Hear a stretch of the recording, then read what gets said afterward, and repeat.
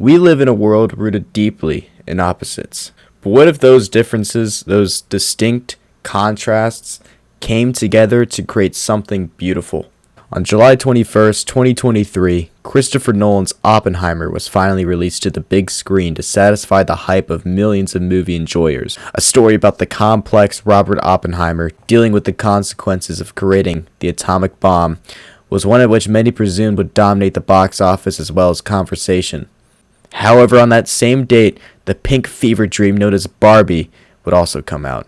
Starring Margot Robbie as Barbie, the movie is literally the exact opposite to Oppenheimer in probably every way, ultimately inspiring the idea of Barbenheimer, or in other words, watching both Oppenheimer and Barbie back to back. So yeah, in today's video, I'm going to be reviewing my experience watching both Oppenheimer and then Barbenheimer.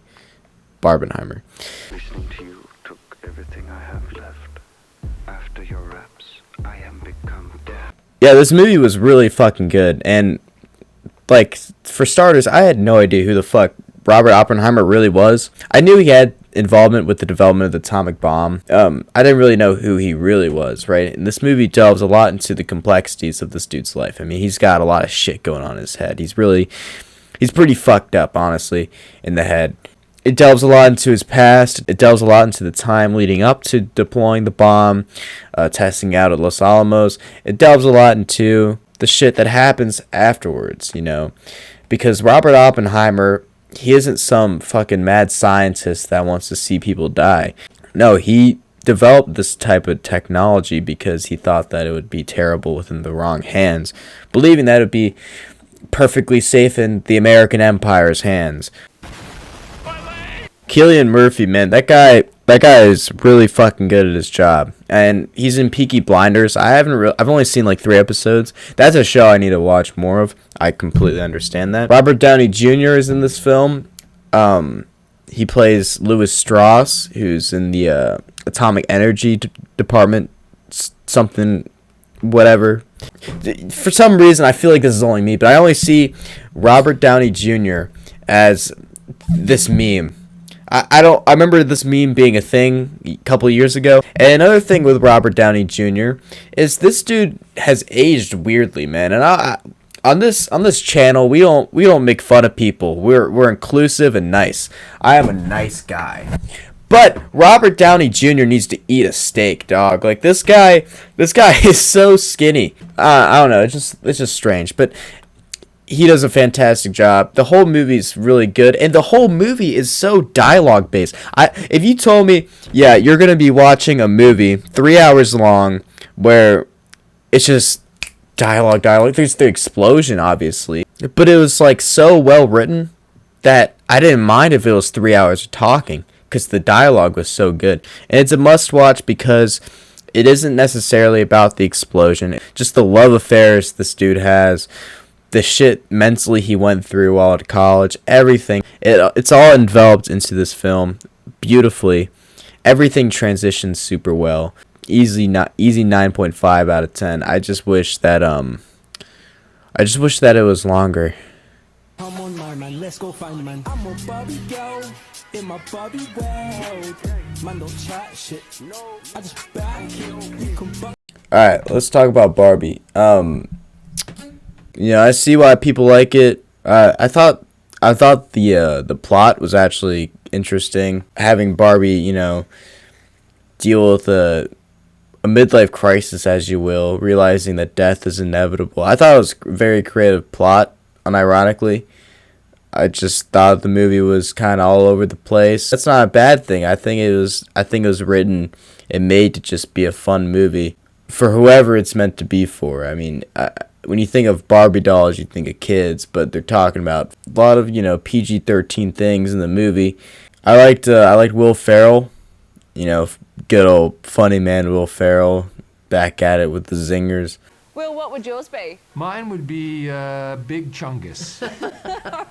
Ryan Gosling, obviously, I think he just came in to have fun with this movie. I think everyone just came in just to have fun with this movie. I don't think this is a movie that you really should take super seriously, you know what I'm saying? And that being said, I'm about to spin that on its head and ask some very stupid questions like, about the lore of this movie. You know, like why do you have a if the whole thing is for Barbies and Kens and shit not to leave their realm? Why do you just have a road that leads directly from that realm to the real world? I don't even know why I'm asking that, to be honest, but that just didn't make sense to me. And another thing too, like if there's a realm for Barbies, why is there a realm for G.I. Joe? Are we gonna have a Barbie G.I. Joe crossover? Is there gonna be a realm for Skylanders? Remember Skylanders? Or is there gonna be a Skylanders Barbie G.I. Joe crossover? That would be pretty cool. They should do that.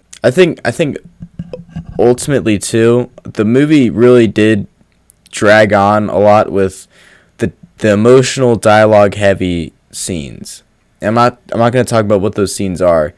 If you've seen the movie, you kind of know what I'm talking about. If you don't, there's a lot of, I guess pivotal moments in Barbie's character development that kind of just dragged on when she's talking to specific characters that help shape her for who she is. And that's another thing too. I mean, like I think the character development for Barbie made sense. I thought it was good. I just felt like sometimes I don't know if the movie knew what it wanted to be, and that's totally fine, It doesn't really offend me that not every movie can be like some intricate masterpiece, because it doesn't. You know what I'm saying? I think the set design of the movie would definitely win some awards. I thought the set design was pretty fucking cool. As a dude, that's a dude take. You just got a good dude take from that for your Barbie set design.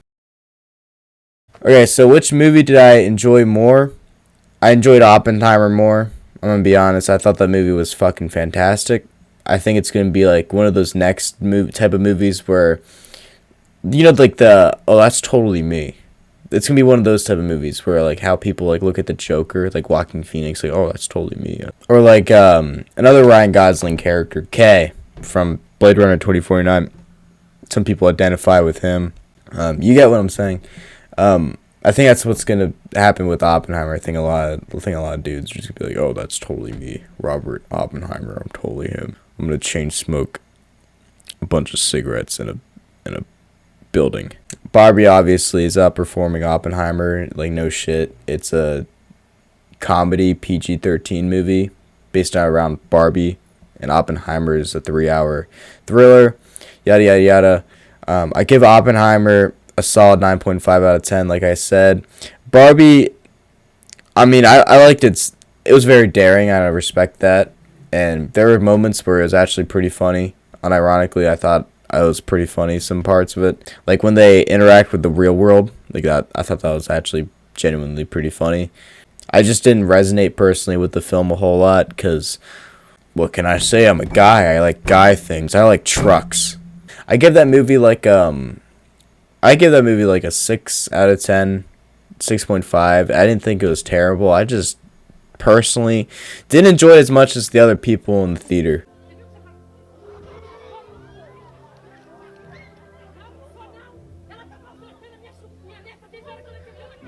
Some of the people really got emotionally involved. But anyways, that's my those are my takes, I guess. The people I went to go watch these movies with, I'm sure you guys aren't necessarily surprised with what I'm saying, because I basically said the exact same thing after watching the movie. Yeah, straight up. That's about it. That's all I really got, guys. Yeah, the last video got a lot of support and shit, a lot of cool comments. So thank you for whoever commented. Very nice things. That was awesome. Welcome to the adventure. I'll see you.